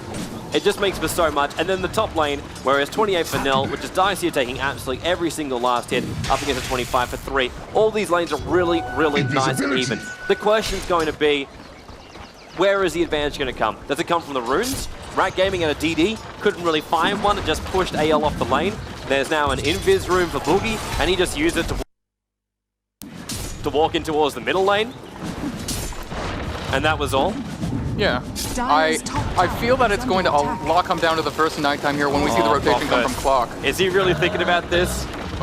Because this is the one thing which we didn't really talk about. Nate is proper with a TP. He might even go for Mania. Mania's on very, very low. Like, he's got Soul Ring up and running now, having the 2 points up in search. He's going to be really careful about his timing.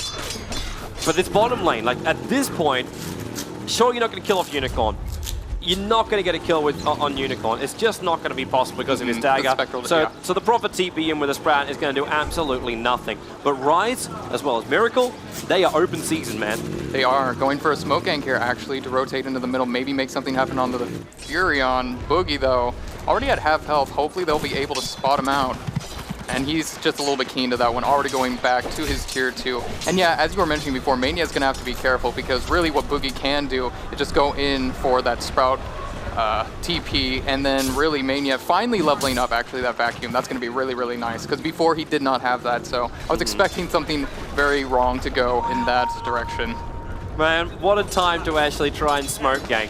They're trying to smoke gank up the middle lane, and it's going to work at the end of the day because they're still here, and Boogie just TP'd in. Rocket from Rise behind, so even TPing out this one's not really going to work for him. There goes your Barrage. He's inside the Sprout. He's out to hold Miguel in range of this tower, but he doesn't carry. He's out a bottle charge out. A lot of this damage. Double TP support's coming in. First spot to be spilled out by Miracle. And Lepiz, he wants to catch up for a telekinesis. Rise is right behind him. He decides to attack instead. Dire's middle and the secondary TP actually got cancelled at the end of the day too. They were not going to get there in time because of that TP delay when you got multiple heroes on one tower.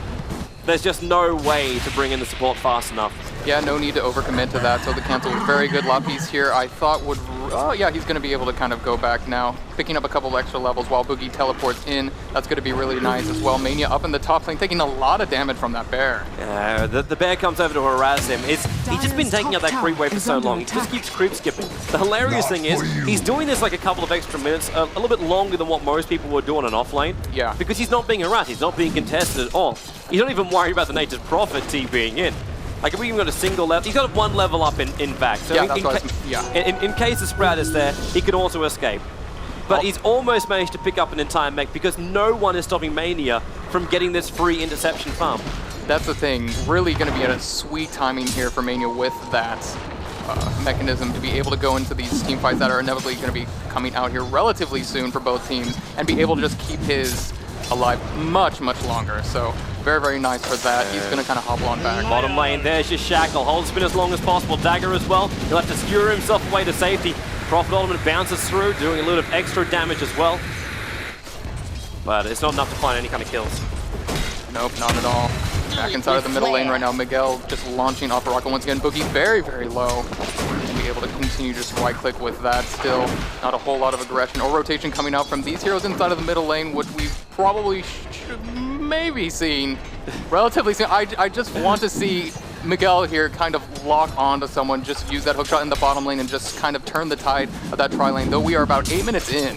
It's not really going to happen though, man. Because the hilarious thing is right now, Absolute Legends, well, Mania is getting so much farm on the top lane. He just doesn't really care about what's happening up here because he's getting his CS.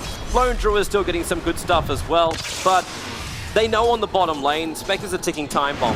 She's able to do a lot of damage. However, also a dead ticking time bomb. There goes the Haunt. Maybe going to be jumping out. Miracle with a Shackle. Is holding Bane out of play and spin. In comes Miguel. You look for him. The shot. The skewer came down. He dragged Miguel with him. And now Rise wants to get close enough for a rocket barrage. And he's right next to Boogie. And that's going to be first the Bane to go down. Now the Nature's Prophet as well. Double kill for Miguel. TP will go out from Lapierce. And Absolute Legends will not find him in time. That's what I wanted to see. Miguel going in there. Very, very nice. Though they were able to get that skewer off through, be able to go for a trade. Unfortunately, it's just not enough damage at the end of the day. So nice little trade there for Absolute Legends, 4-1.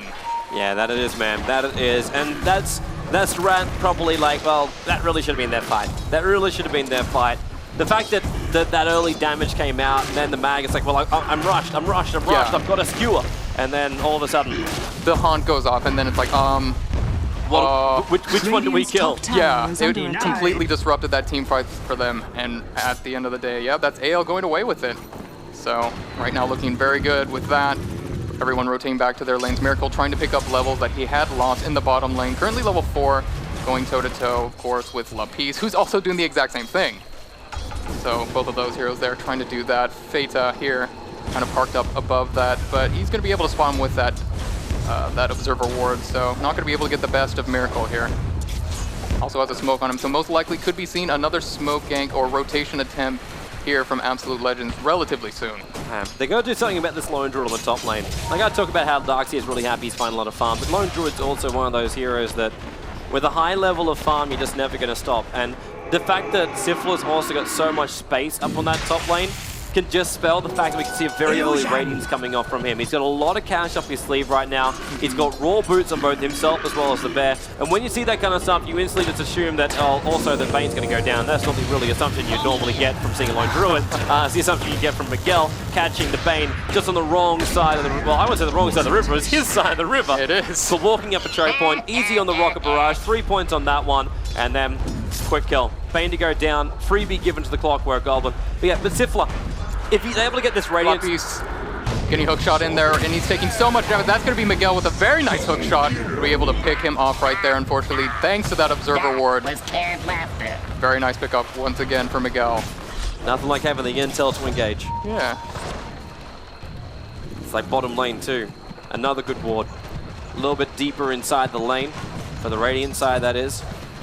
And just let's Rise watch Spin. They'll see when he overcommits. Yeah, and Spin still not level 6 yet, so the RP not available. Entirely going to be trying to pick up as much as he possibly can, but Rise here just parking it inside of the jungle. Got that level 2 on the homing missile. Could be looking to just try and go for an opening spin. Finally getting level 6 though, so that is going to be nice. Yeah, he'll enjoy that, man. He'll enjoy that. But what he won't enjoy is everything else is coming the way.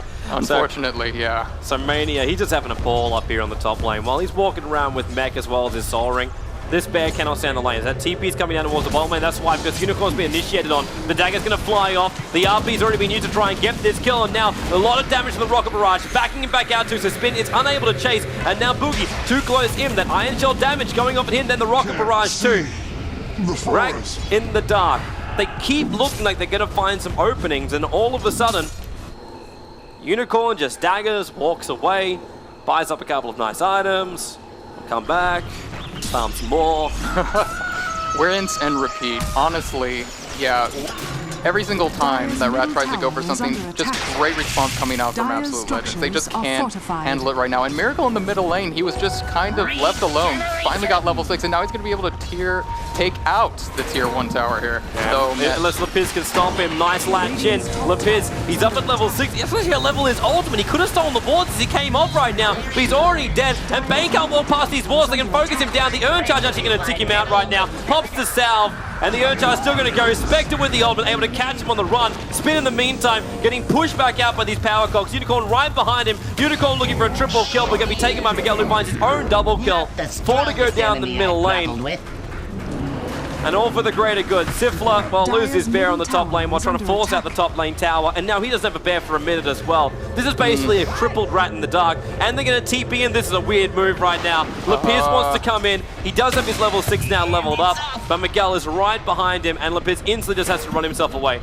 He's got no other option right now. The tier 1 tower is lost in the mid. And that's 11-2.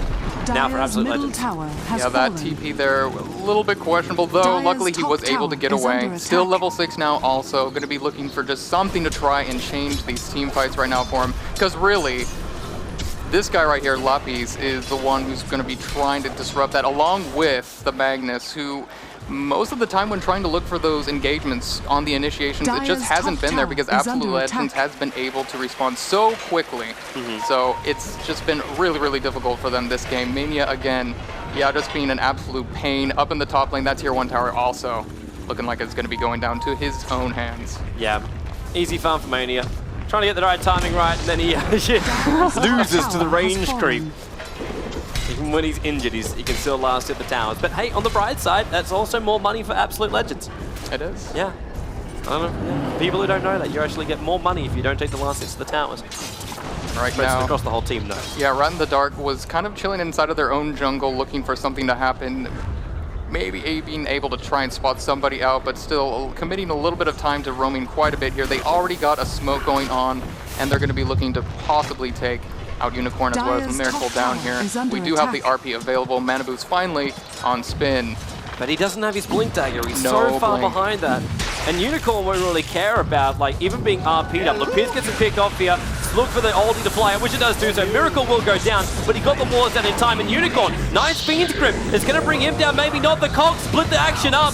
So 1 down the on the high side. There goes 2, there goes 3, there goes 4. Fighting within the wards and getting split up. What a wonderful timing as well from Miguel. He really just saved his Spectre. Every single time, like, he's been rotating in, just disrupting everything that could have gone really, really well for Rat in the Dark. The RP going off immediately goes in with that hook shot, disrupting it with a battery. It's just nothing is going the way of Rat in the Dark, unfortunately. Now we're at 15-3. They've lost all their tier 1 towers. So the control of the map is just continuing to spiral out of control. Yeah, it's just the Golden Experience is also reflecting the same thing. Yeah. It's all going to go AL's way now unless Rat can just, again, find a great initiation. RP's on cooldown, back out again. Able to skewer Miguel down, but then he got also picked up and thrown back by the telekinesis. So being tossed like a ping pong ball, that clockwork. And they won't bring down the tier 2 tower here. They realize there's a lot of support that's just holding this lane out. And AL will fall themselves back. They're going to make sure they're still making the most out of their lanes. Because up on this top lane, I'm pretty sure Relic should be up on it, which it is. Sifla, he's on his way to his Radiance recipe. But it might be a little bit too late. Now on the bottom lane too, Nightmare's up on the Nature's Prophet. Miguel, he backs him inside the Cogs. Held Rat in place. That's that combo, man. That's what I'm talking about there. They are manhandling. It is. It really, really is. And Spin, he's a long way out too. He knows there's no pick up and throw down him. Like, AL doesn't have really a straight control, but they've got this. They've got this. Miguel, the Cogs, he possibly could have walked himself up a little bit further here, but he just knew that skewer was going to come at some point. If Spin found himself back much of a corner, then he would buck. Yeah, and right now, Sifla, this is kind of the problem now with going for this Radiance build because Absolute Legends were able to kind of spot that out. Now, he's been doing his own thing up in the top lane. Like, don't worry about that, he's 105. Be really careful about this one. Lapierre, there's your Fiend Script coming off right now, and Miracle held in position. He's also got negative urn charge on him, and Miguel wants to jump in. Spectre Ultimate, which one does he go for? Lapierre is there, he doesn't go for any of them. In fact, all three there. There's the real Spectre sitting back inside the lane, and they find the Bane just off on the side here. And that'll be Miguel with the end of his Iron Shoal, holding him at point-blank range to ensure the kill. Boogie will hide himself in the tree line, and Bear's now the front lines. Race burns up, RP being used. This is the hatred given to a Clockwork Goblin, and then they switch who's inside. Simple back into his Almond form, but Boogie, he's being burnt out. There's Diffuser Blade helping him off. They've got to get Miguel away from this Bear, which will happen, but he doesn't have enough life to live. But it's a triple kill for Miguel, and now Stifler, I guess Entangle Mania's going to go down. Whoa. Lucky Entangle at the end point of it, but it's still Rat in the dark. Every single player going down. I was mentioning before that fight how, yeah, the Lone Druid farming that long for the Radiance. It's very early though. A 17-minute Radiance, definitely very, very nice to have, but it's just been too late, honestly, in this particular game because Absolute Legends has been just forcing so many team fights early on, making sure that they've not only got a level advantage, but the tower as well. Missed hook there, unfortunately. It went that away. Yeah, the tier 2 going down now, and they are just going to work on that final exterior tower up in the top lane. It's just, hopefully Rat is going to be able to just have that Lone Druid in there from now on, and in these team fights with the Radiance up, going to be able to kind of at least pick up a couple more heals because really, there's always hope with an RP, man. There is hope. But he needs that Blink Dagger. With the farm he's going to get from this middle lane, he should have a Blink Dagger. It's true. He's going to be able to pick that up, which is going to, in this next team fight that will never be coming out, it will either make or break. Yep. How the rest of this game goes. There's the Blink Dagger in the stash. Get it out, man. Get it out. Smoke and go. That's what it's all about. You've got to find the advantage right now. If they try and fight from inside their base and wait for Absolute Legends to come, it's going to be too late. They know the tier 2 tower is going to go down the top lane, so that's the main thing you got to try and focus on. They might actually get a little bit like, well, no, they're not going to get lucky at all. It's a rocket inside the Roche pit. They're looking at it, and yeah, that's exactly what they want to snipe off. But that tree needs a timeout. That tree needs a timeout before they can do this, and they say, screw it, in we go. Let's add a new set of trees, and then we go. Bring down Roshan as fast as possible. The new rocket's now going to come in, and it's like, okay, guys, they're all missing. They're down in Roshan, and Rat instantly have to back off because they know Spectre will just haunt in. Yeah, there's not enough damage coming out right now from Rat to be able to take care of that. Unfortunately, no. None at all. Finally getting a level up in Enfeeble, though. That's going to be pretty nice. Hopefully a couple more also on top of that going to be able to just lower that extra DPS like I was mentioning in the draft. Oh, nice latch in. Managed to catch it already, the Bane. He'll out of brains himself up a little bit further and then into the Fiend's Grip. Maybe enough time. No, it's not really enough time. There goes the Rubik. And Spin, well, doesn't matter about Blink Dagger. He never even got the RP off in this one. Back in the middle of a call down. Rat will be completely destroyed right now here in the middle lane.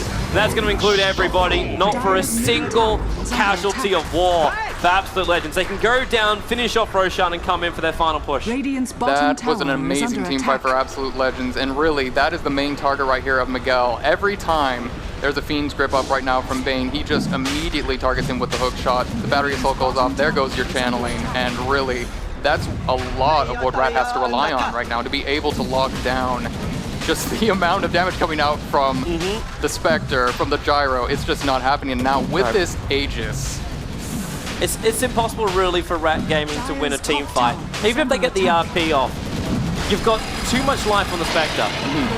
He's now going to be able to fall. Boogie! Oh, he got back down! He got back down, pushed to the gogs, and then pushed back up again! To and throw, and then all of a sudden, Unicorn, the body block is there for his own trees, and the Nightmare's the only one to keep Spectre away. With the Iron Shell damage, the Rocket will chase down. Rise, there's actually a nice block with the trees, but Rocket flies up from the Clockwork Goblin, gets one kill, pick up, throw down, actually keeps him nice and close to Spin. Miguel went that away, skewer up, now you're RP, but Spin just ties the Iron Shell, which is already up on top of Unicorn, and then another back out again. It is really just a game of tug of war, and it's going to be simple. Again, Miguel latching himself in. The Aghanim Scepter is up, so he can throw that ultimate out basically as much as he wants to, and they'll chase down the Bane. The Shackle is there, and then it's going to be a triple kill for Unicorn, the Spectre. That'll be his heart as well. 33 for 6, and Absolute Legends, I'm going to say, looking strong. looking pretty strong. You know, 33-6 at this point. 21 minutes in this game is, you know, something to brag about, I would definitely say. Pushing in this tier 3, and honestly, there's just not a whole lot Rat can do. Nice fight, back. So Lapierre, oh, no, latch him. Miguel, yeah. I thought he was okay. I thought he was okay. And then all of a sudden he wasn't. Miguel, every time now, just going to be looking for just random hook shots wherever he can. And, oh. Killing him outside the base. With the rockets. There's GG.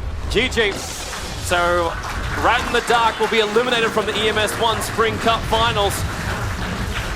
And will be absolute legends to advance themselves through, but who will they face up against? That's not sure we can find out in our next best of 3 matchup, Kawa, because we have rox.kis. rox.kis will be playing up next. Versus DD. Yeah, the French. The French are here. Looking forward to seeing the team formerly known as MTW and everything else. MTW, Copenhagen Wolves, what other names were they going under? There were so many of them. But they had to come up next. But you still want to give props to Rat Gaming. They at least attempted it. Both times they tried the aggressive tri-lane. Game number 1, you can give them props for what they attempted to do and what they actually succeeded in doing.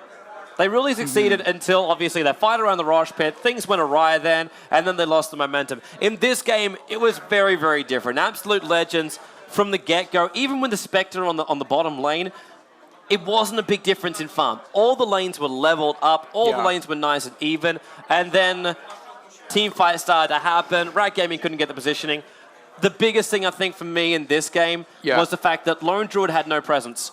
He was up on the top lane farming up a Radiance. The Mag tried to farm up a Blink Dagger on the bottom lane, and he only got Arcanes, like, what was it, 14 minutes in? We saw the Arcane boots up and running, and the Blink Dagger came up about, like, well, I suppose the game was at 23 at the end, but yeah, it was way too late. It was way too late. It was. Like, I think even 5 minutes before that game ended, that's when he finally got that Blink Dagger, and then it was just a little bit too much to deal with, unfortunately. The Lone Druid, of course, being able to farm freely, which is awesome. Yeah. They were hoping that he was going to be able to deal a little bit more DPS than he did, but they weren't able to live long enough, unfortunately. They were able to do so much with those heroes that they had. You try living while you're damaging down a Spectre and everything's being like reflected back at you, and he's also taking your life. Yeah, purple everywhere. That's the way it can go. Anyway, let's go check out and see what the 2 team captains have, as Zoe as well as the wonderful Purian Flax is awaiting them. So yeah, over to you guys.